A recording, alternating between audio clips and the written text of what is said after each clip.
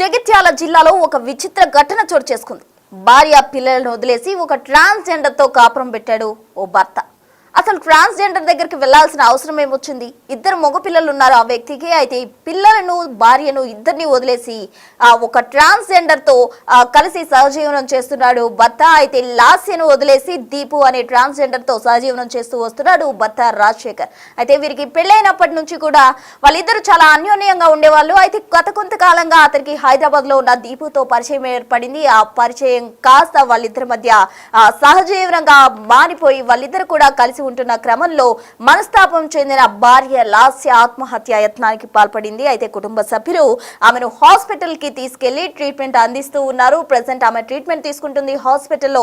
అయితే హాస్పిటల్లో ఆవిడ ట్రీట్మెంట్ తీసుకుంటున్నప్పటికీ కూడా భర్త రాజశేఖర్ తిరిగి రాకపోవడంతో అత్తమామలు అయితే ఆందోళన వ్యక్తం చేస్తూ అతని కోసం వెతుకులాట మొదలు పెట్టారు. అయితే అతను తమ ఇంటిలోనే ఆ ట్రాన్స్జెండర్ దీపుతో కలిసి సహజీవనం చేస్తున్న క్రమంలో రెడ్ హ్యాండెడ్ గా పట్టుకున్నారు కుటుంబ సభ్యులు. రెడ్ హ్యాండెడ్ గా పట్టుకుని పోలీసులకు కూడా ఫిర్యాదు చేయడం జరిగింది. అయితే పోలీసులు ఇద్దరిని, అటు రాజశేఖర్ ను అలాగే దీపు ట్రాన్స్జెండర్ ను పోలీసులు అదుపులోకి తీసుకుని విచారణ చేస్తూ ఉన్నారు. అయితే దీనికి సంబంధించి కూడా స్థానికంగా కూడా అందరూ చర్చించుకుంటున్నారు. ఏంటి భార్యను వదిలేసి, చక్కటి భార్యను వదిలేసి ట్రాన్స్జెండర్ తో వెళ్ళడం ఏంటి, అది కూడా పిల్లలను వదిలేసి. కొంతమంది భార్యతో ఏమైనా వివాదాలు ఉంటే భార్యను వదిలేస్తారు, పిల్లలనైనా చూసుకుంటారు. అసలు పిల్లల గాలి కూడా లేకుండా, పిల్లల గురించి కూడా ఆలోచించకుండా అతను భార్య పిల్లలను వదిలేసి అసలు పేరెంట్స్ గురించి కూడా ఆలోచించకుండా ట్రాన్స్జెండర్ తో సహజీవనం చేస్తూ వస్తున్నాడు. లాస్యతో అతనికి 2014లో వివాహమైంది. దంపతులకు 2 కుమారులు ఉన్నట్టు కూడా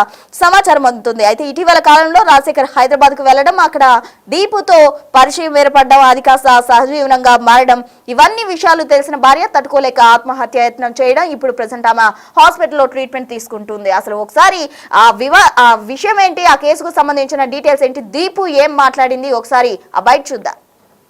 పిల్లలు ఉండగా కూడా ఈ మధ్యలో కొంచెం మా అల్లుడు అనేటోడు కొద్దిగా వేరే ట్రాన్స్జెండర్ అనే ఆమె పరిచయం అయింది అని చెప్పి చెప్తున్నాడు. ఇదేంది అని చెప్పి మేము ఈ మధ్యలో ఆరాధిస్తే ఇప్పటికి 2 సంవత్సరాలు అవుతుంది నేను పెళ్లి చేసుకున్నాను అంటుండు.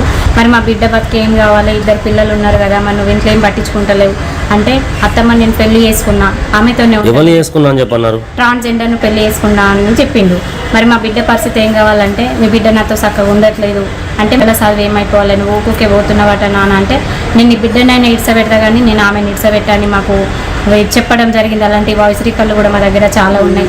బట్ అవి కాకుండా మాకు ఇంకొకటి విచారం ఏమందిందంటే, నాకు నువ్వు వద్దు, నేను ఆమెనే కావాలి, ఈమెను వదిలేయాలంటే ఆమె ట్రాన్స్జెండర్ మాకు కాల్ చేసి బెదిరించడం. ఎట్లా అంటే, ఈయన కావాలి మీకు అనుకుంటే, నీ మొగుడు నీకు కావాలనుకుంటే నాకు సగం ఆస్తి కావాలి, లేదంటే మాకు చిన్న బాబును దత్తత ఇవ్వాలని చెప్పేసి అలా మాట్లాడడం జరుగుతుంది. ఆమె ఇక్కడనే వచ్చి కొజ్జరికం వెళ్తా అని చెప్పేసి మాకు కాల్లో బెదిరియడం. కారణాలు ఏంటి అంటే, బోనాల పండుగ అని చెప్పి ప్రతిసారి 2 మంత్స్ నుండి అక్కడే ఉంటున్నాడు. మేము ఏదో ఫోన్ చేస్తే రావడం, ఉండడం, ఒక 2-3 డేస్ ఉండడం, ఇంట్లోకి ఏం పట్టించుకోవడం లేదు, పిల్లలను పట్టించుకోవడం లేదు, 24 గంటలు ఆమె మైత్యంలో ఉండిపోవడం, ఇంట్లో భార్య పిల్లలు ఉన్నారన్న విషయం మర్చిపోవడం, ఇంట్లోకి ఏం లేకపోవడం, మేము అడిగితే మాకు ఇది అదని సమాధానం చెప్పడం. అలాంటి సిచ్యువేషన్లో ఏంటంటే మా బిడ్డకు ఫోన్ చేసి బాగా తిట్టడం, ఇలాంటివి జరిగినాయి. మేము నిన్న మధ్యాహ్నం అడిగినాం ఏమైంది ఏంటిది అని అడిగితే ఆయన ఫోన్ లిఫ్ట్ చేయలేదు. ఈమెకు కొన్ని వాయిస్ మెసేజ్లు పెట్టుడు, చిట్టి నేను వదిలేస్తా, నాకు నువ్వు వద్దు అని చెప్పేసి నేను ఈమెతోనే ఉంటాను, నాకు పిల్లలు కావాలి, పిల్లలు నేను, ఇక కొంచెం గలీజు మాటలు మాట్లాడిండు.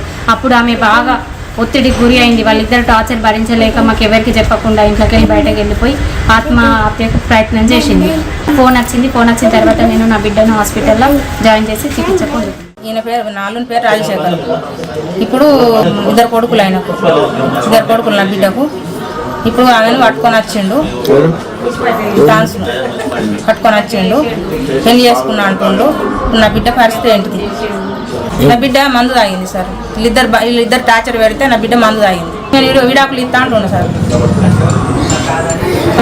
రాత్రి నా బిడ్డ మందు తాగింది కదా, ఇప్పుడు నేను వచ్చినోడు భార్య దగ్గరికి రావాలి కదా, భార్య దగ్గరికి రాలేడు, ఇంటికి వచ్చిండు. నేను చూసి ఇంట్లో ఉన్నారు కదా, తాళం వేసిన, బయటకు వెళ్ళకుండా. సో చూశారు కదా భార్య లాస్య అలాగే ఆమె తల్లి ఏ విధంగా మాట్లాడుతున్నారో, అంటే ట్రాన్స్జెండరే తనకు కావాలి, ఆమెతోనే ఉంటానంటూ కూడా భర్త చెప్తున్న పరిస్థితి చోటు చేసుకున్నట్టు వాళ్ళు చెప్తున్నారు. అయితే స్థానికంగా ఉన్న ప్రజలు కూడా ఏంటి చోద్యం అంటూ విచిత్రంగా వాళ్ళు చూస్తున్న పరిస్థితి ఆ స్థానికంగా చోటు చేసుకుంది. దీనికి సంబంధించి తాజా అప్డేట్స్ అందించేందుకు మా ప్రతినిధి శ్రీనివాస్ కరీంనగర్ నుండి సిద్ధంగా ఉన్నారు. శ్రీనివాస్, చెప్పండి, అసలు ఏంటి భార్య పిల్లలను వదిలేసి ఒక ట్రాన్స్జెండర్ తో సహజీవనం చేయడం ఏంటి? అసలు భార్యను ఎలా వదిలిపెట్ట బుద్దయింది, పిల్లల్ని ఎలా వదిలిపెట్టబుద్దయింది, అసలు ట్రాన్స్జెండర్ తో వెళ్ళడం ఏంటి విచిత్ర ఘటన? దానికి సంబంధించిన డీటెయిల్స్ ఏంటి? జగిత్యాలలో దాదాపుగా ఇది విచిత్రమైనటువంటి ఘటన అని చెప్పి మనం చెప్పుకోవచ్చు. ఏకంగా ఒక ట్రాన్స్జెండర్ తోనే ఇటు సహజీవనం చేస్తున్నటువంటి సంఘటన వెలుగులోకి వచ్చింది. కట్టుకున్న భార్య ఉన్నది, అతనికి 2 పిల్లలు కూడా ఉన్నారు. ఆ 2 పిల్లలు కట్టుకున్న భార్యను వదిలేసి ఏకంగా ఒక ట్రాన్స్జెండర్ తోనే సంసారం పెట్టి సహజీవనం చేస్తున్నటువంటి ఒక ఆశ్చర్యమైనటువంటి ఘటన వెలుగు చూసిందని చెప్పుకోవచ్చు. అయితే ఇటు జగిత్యాల జిల్లాకు చెందినటువంటి 2 పిల్లల తండ్రి ఇటు తన భార్యను వదిలేసి ట్రాన్స్జెండర్ తో సహజీవనం చేస్తున్నటువంటి ఈ రోజు ఇటు అమ్మాయి తరపునటువంటి బంధువులు రెడ్ హ్యాండెడ్ గా పట్టుకున్నటువంటి పరిస్థితి కనబడుతుంది. జగిత్యాల పట్టణానికి చెందినటువంటి బింగి రాజశేఖర్, తర్వాత పెంబట్ల గ్రామానికి చెందినటువంటి లాస్య, వీళ్ళిద్దరికి 2004 లోపల వివాహం అయింది. అయితే వీరిద్దరికి 2 కుమారులు కూడా ఉన్నారు. అయితే ఇటీవల కాలం లోపల రాజశేఖర్ తరచుగా ఇటు ఇంటికి రాకపోవడము, తర్వాత పిల్లలను పట్టించుకోకపోవడంతో ఇటు కుటుంబం లోపల ఉన్నటువంటి చాలా మంది కూడా అనుమానాలు రావడం కూడా జరిగింది. ఈ నేపథ్యం లోపల ఇటు రాజశేఖర్ యొక్క కదలిక పైన వాళ్ళ కుటుంబ సభ్యులంతా కూడా నిఘా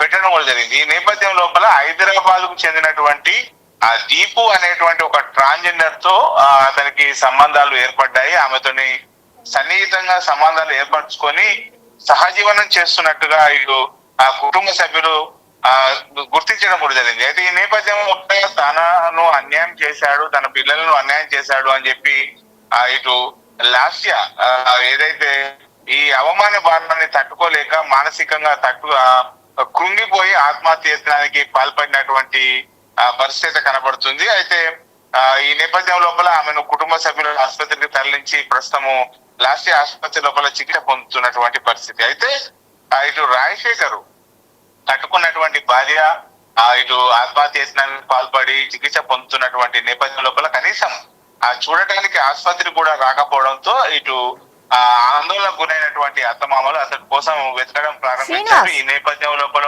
తన ఇంట్లోనే ట్రాన్స్జెండర్ దీపుతో కలిసి ఇటు ఉన్నటువంటి నేపథ్యం లోపల వాళ్ళు కుటుంబ సభ్యులు అక్కడికి వెళ్లి తలుపులు పగలగొట్టి రెడ్ హ్యాండెడ్ గా పట్టుకోవడం జరిగింది. ఈ నేపథ్యం లోపల రూముకు తాళం వేసి తదనంతరము మళ్ళీ వాళ్ళ కూడా పోలీసులకు ఫిర్యాదు చేయడంతో వాళ్ళు ప్రస్తుతం అయితే పోలీసు అధికారుల లోపల ఉన్నటువంటి పరిస్థితి కనబడుతుంది. ప్రస్తుతం శ్రీనివాస్, మరి ఆ రాజశేఖర్ తల్లిదండ్రులు ఏమంటున్నారు? తమ కుమారుడు ఈ విధంగా ఒక ట్రాన్స్జెండర్ తో సహజీవనం చేయడం వాళ్ళు ఎలా చూస్తున్నారు? అసలు ఆ తల్లిదండ్రులు ఏమైనా అంటున్నారా?